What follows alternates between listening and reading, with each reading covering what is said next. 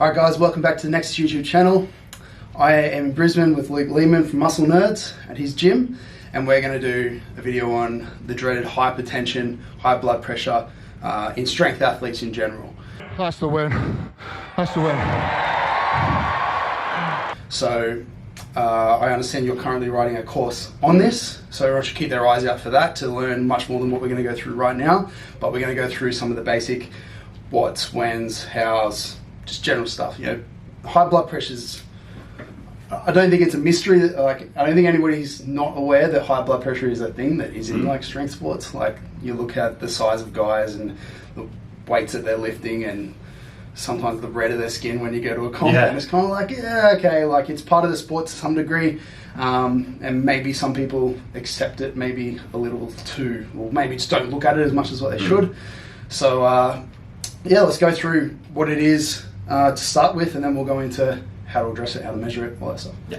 So let's start there. What it is, what's hypertension? Yeah, I think you've got to look at the history of powerlifting. Because I started powerlifting in 1992, and back then it was kind of a given. The bigger you get and the bigger your lifts get, the higher your blood pressure. It was just kind of considered like that's part of the game. That's what it was. And I think we know a lot better now that, I hope so. You know, you don't need to accept really high blood pressure, even at the top level. You're probably not going to have normal blood pressure, but it's going to be acceptable, not acceptable to have. You know, I've seen a guy in the UK 210 systolic over 100 diastolic. I feel in powerlifting like you can get away with it a lot more, so we kind of just like ignore, like we don't need a lot of cardio, so I'm just going to like just not do cardio. Like we just take it to extremes. It's a big mistake. It's a big mistake because everyone talks about cardio from a bodybuilder standpoint of burning calories, right? And you're constantly burning calories, so you don't have to diet as hard, and you do that as long as you have to while you're cutting food down. So if I do more cardio, I can eat more, right? Which is another fallacy, but that's a whole nother topic, right? Yeah. But you know, when we were powerlifting, we didn't do cardio. It was before the prowler had been invented. We didn't have sleds and prowlers. Westside hadn't brought that out, and the Elite FTS hadn't brought that out yet. So we thought, you don't really need it. Your cardio is walking to the platform. We do 5 reps. That's it. 6 reps is cardio, right? But you know, you'd be walking around winded as shit, strong as hell, tight as hell, bloated.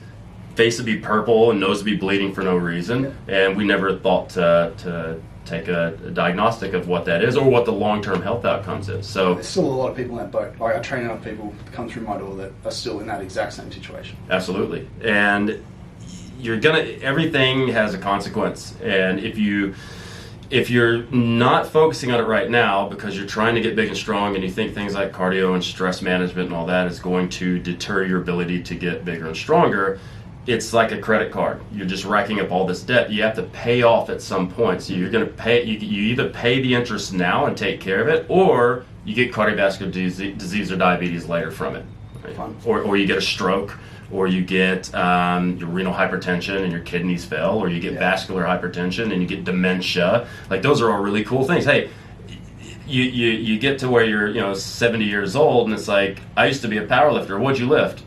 I can't remember. What were we talking about? Because now you've got fucking dementia. You can't see. You can't remember your fucking lifts. So what's the point? You were a world-famous wrestler? Spill the beans, old man. Word beans. Oh, all right, I'll tell you. It was the 1950s. Oh, those things? It was the heyday of pro wrestling. You could make good money if you were the manly mixture of strong and fat we called beefy. Good guys were called baby faces.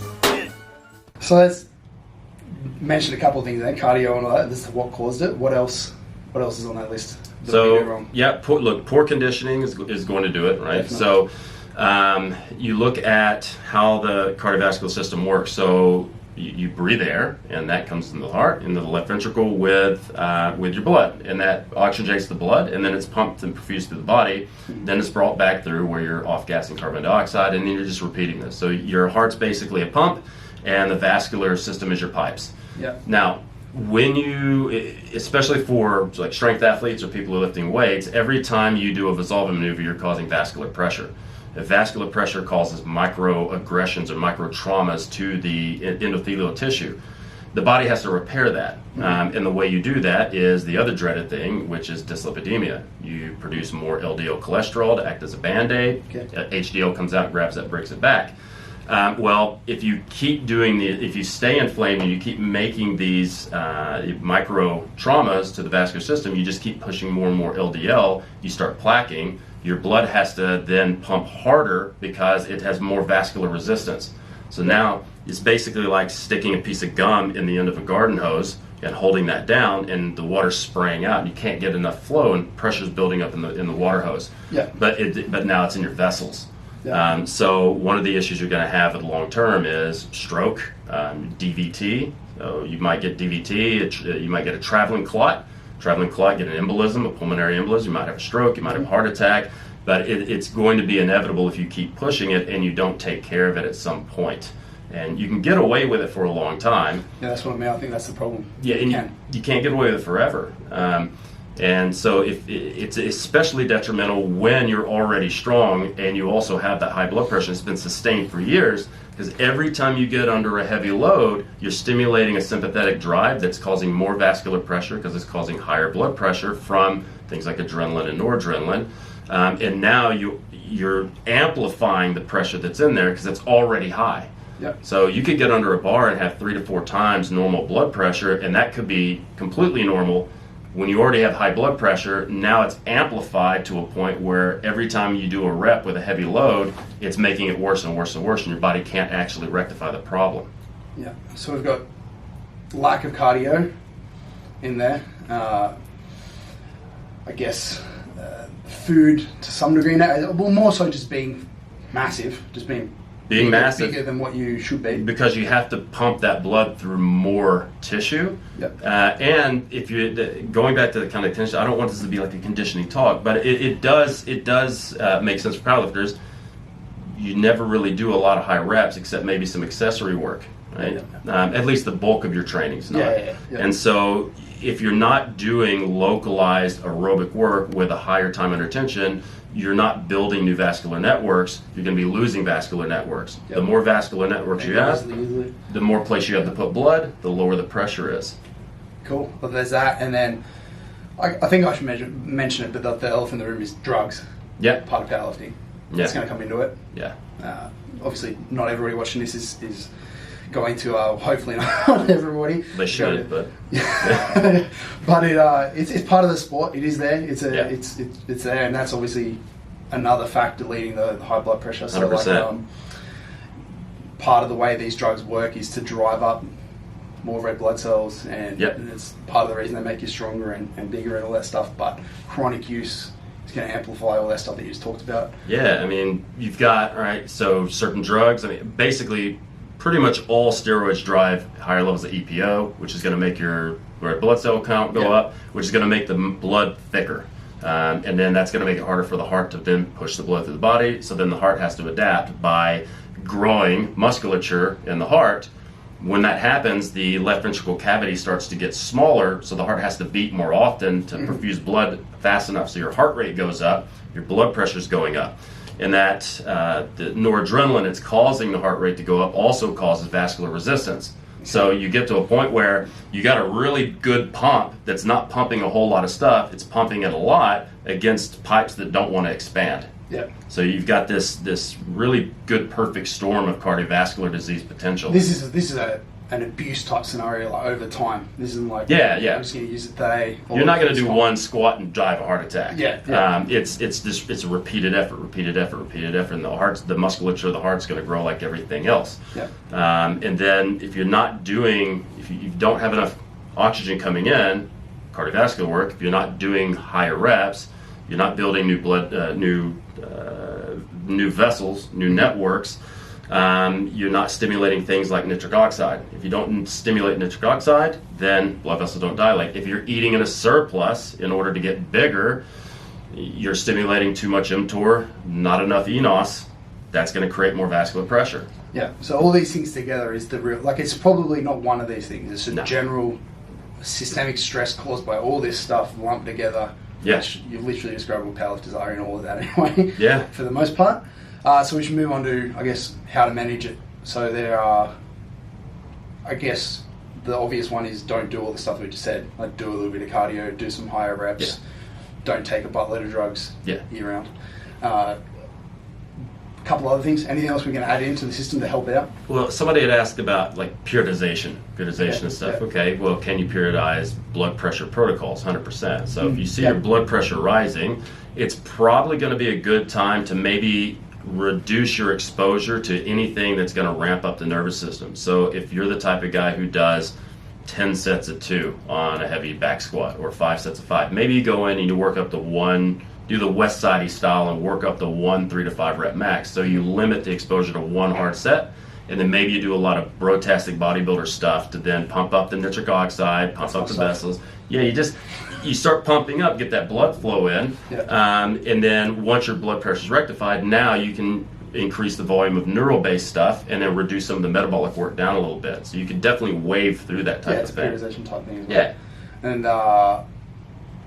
And you're talking about like supplements. You help supplements to some degree, some over-the-counter stuff. There's a lot of supplements that work pretty much just as good as pharmaceutical. But if you go to the doctor and the doctor wants to put you on a pharmaceutical, which they will, 100%. Take the pharmaceutical. Just listen to your doctor, but also talk to your doctor about natural things. They're not going to know anything about it, but if you can bring them peer-reviewed literature, they're more likely to listen to that. But you definitely don't want to supplement while you're on the pharmaceuticals and not tell your doctor, because then your blood pressure might get dangerously low. The first thing I would look at nutritionally is how much sodium do I have coming in, how much potassium, because it's really trendy right now as everybody needs more salt. No, everybody doesn't need more salt. I've never seen somebody with a sodium deficiency, but I've seen a lot of potassium deficiencies. So eat your veggies, kids. Eat your fruits, eat your veggies.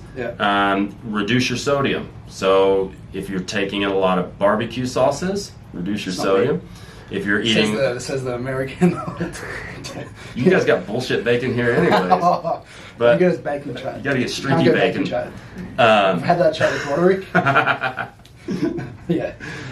What did Broderick say? Streaky bacon? He said we don't do bacon. You guys don't. That's salted ham. It's just salted ham.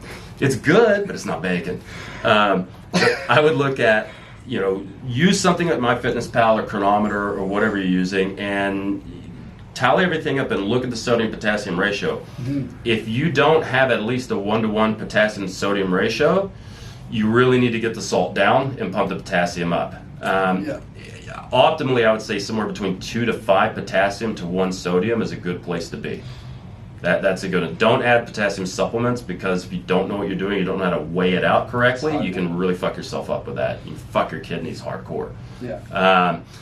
As far as supplements concerned, kyolic aged garlic tends to work really well. So 600 milligrams twice a day of the extract. Hawthorn berry tends to work well. I tend to put people on bergamot extract as well, because I almost never see powerlifters with high blood pressure and high heart rate that don't always also have fucked up cholesterol.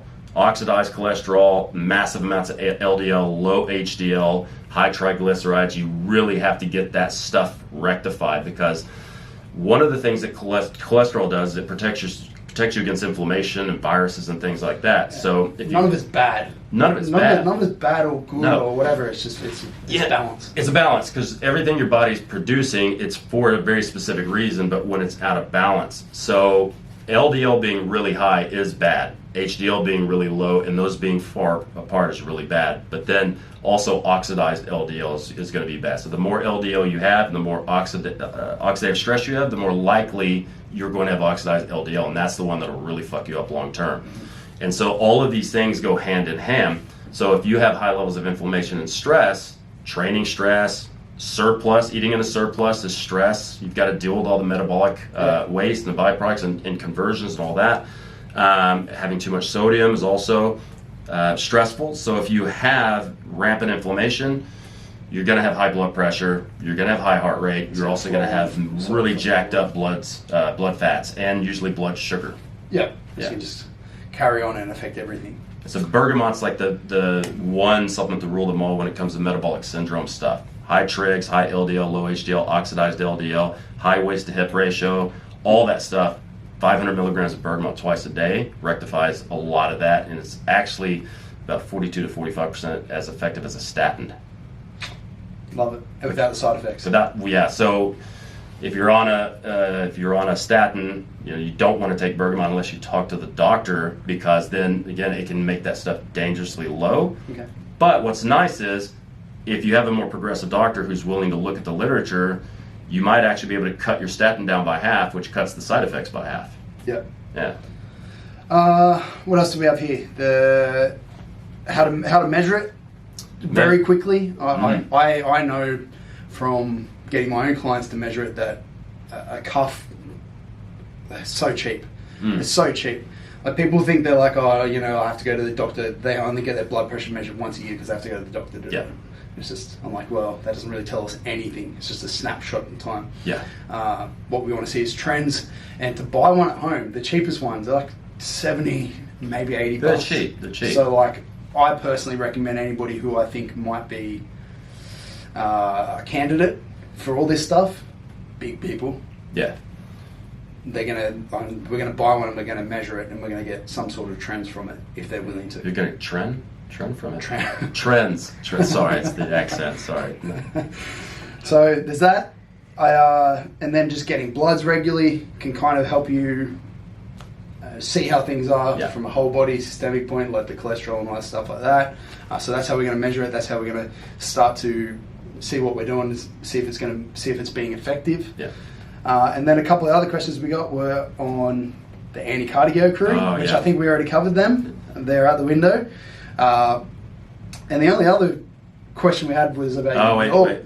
Before you do that, man, I just want to add in a couple of things about what you just said about the measuring, right? Because I think that's really important too, because if you've gone to your doctor and you have high blood pressure, let's say you go and you've got stage 2 hypertension, you're an absolute fool if you don't go and buy a blood pressure cuff and monitor that. Because when's the next time you're going to see your doctor? How do you know whether what you're doing is right or not? You can monitor that at home. It changes so regularly. Absolutely. And you really get an idea too of, oh man, my blood pressure went up this morning. Oh, I only slept 5 hours last night. I didn't sleep well. Definitely. My blood pressure went up. Look in chronometer in MyFitnessPal. Oh, my sodium's really high yesterday and I didn't get enough potassium. So stuff like that. For the big guys, like the heavyweights, super heavies, make sure that the cuff size is big enough. If you have arms that are over 17, 18 inches, you're probably going to want to get a better one that has a removable cuff and get the cheap ones have a big removable one, cuff. but you're going to have to buy a removable one. You got to buy you have to buy it separately, because if you don't, it's going to give you a faulty reading. Definitely. Yeah. One thing we skipped over is ranges. Like where should it be? Which again is misconstrued by people, because like if you just look it up on medical.com, it'll come up with, this is the range for a normal person. We're not normal people. Right. Except we're oversized people who lift 300 kilos every week. Definitely different. Yeah. Yeah. Well, I'll say that there's to a degree standard medical standard, right? And it's lower now in America. They changed it a few years ago because of some research came out in the early 2000s. But you realistically, for most people, if you're not an elite level competitive powerlifter, you probably want it under 120 over 80. Mm-hmm. Now we got to talk about low blood pressure as well. You probably don't want it under about 90 over 55. When you get into 120 over 80 and above, you're in pre-hypertension. When you get up to 130, stage 1, 140, stage 2. Mm-hmm. So that's what you want to look at. I would say that if you're a competitive powerlifter, you might accept the upper end of pre-hypertension, but once it gets into stage 1, I would probably start taking supplementation and bumping up the cardio a bit to try to keep that down. You get close to a meet, it's going to go up. Of course. The part of going to a meet is being tight as fuck, and it's not healthy at all. So you're going to have to accept that your blood pressure is going to be real messed up in the weeks leading into it. Yeah, lots of things are. Lots are. But it's like periodized health. Anxiety, stress. Yeah. But you're not competing to be healthy. You're competing to set records. Yeah. But I'll say this, Ben Marker from Melbourne. Yep. Yeah, he's got 117 over 67, and he almost, I think he deadlifts close to 300. He's a strong guy. He's strong as fuck. So I think he's kind of proof. Now he's, as far as I know, the last time I talked to him, he still hasn't gone to the fun side yet, as far as I know. But he's way stronger than Shane. Get on it, Ben. But I mean, you got somebody who's deadlifting and squatting close to 300 and perfect blood pressure. Yeah. So it can be done. It just takes a bit of work. Yeah, definitely. Yeah, I could give multiple examples of the same people. Yeah. You can do it. It just takes the work. Yeah. You got to do your cardio. You got to eat your veggies. You got to work for it. It's just not going to be an easy thing. Yeah, I mean, it's just like everything else, but if you want to be a high-performance athlete, you got to tick all the boxes, and sometimes those boxes are shit you don't want to do, like eat your fucking spinach. 1%ers. Yeah. Your kale. Yeah, ugh. All right, well, yeah, we'll stop there. But the last question from Dean, I actually forget what your blood pressure was like when I'm taking a shit. When I'm passing a bean shit. Well, we know that you love your beans. I love my beans. The fiber, that's another good way to lower blood pressure and cholesterol, is beans and fiber. And I eat a lot of them. I think my blood pressure goes down. I mean, there you go. Honestly, you're not anxious about it. No, because I tell you what, with that much fiber, I basically sit down and it slides out like a brick. It's almost like a dog poo. I almost don't have to wipe. There's just nothing there. It's fantastic. Dogs do what? They use that. Sometimes, yeah. They lick their buttholes. If I could lick mine, I probably would. I'm not gonna lie. That'd be fun. Before we get down that rabbit hole, we'll end it there. So, like I said, keep an eye out for your course. There's no definite timeline on it yet. I'm hoping in the next month. I'm hoping. Well, we'll see. We'll see. Follow him and you'll see. And we'll put all your details in the comments so you don't have to sit here and explain it. But thanks for watching. Like and subscribe, and keep an eye for more content.